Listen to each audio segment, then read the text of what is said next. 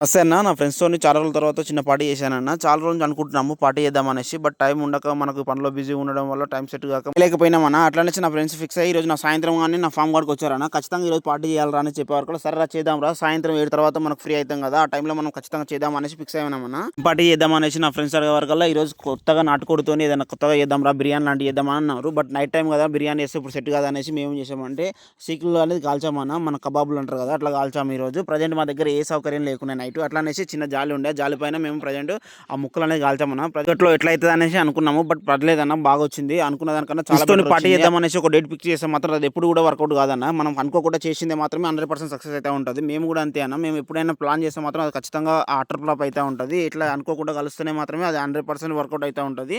మీ ఫ్రెండ్స్లలో కూడా మీరు ఇట్లా చేస్తే మాత్రం ఖచ్చితంగా కామెంట్ చేయండి అన్న. మీ ఫ్రెండ్స్ చిన్నప్పుడు ఫ్రెండ్స్తో ఏదైనా పార్టీ చేస్తే మాత్రం ఖచ్చితంగా మనకున్న టెన్షన్లు అన్ని మర్చిపోయి ఆనందంగా నవ్వుకుంటూ ఉంటామన్న. ఆ రోజు మొత్తం హ్యాపీగా అనిపిస్తూ ఉంటుంది.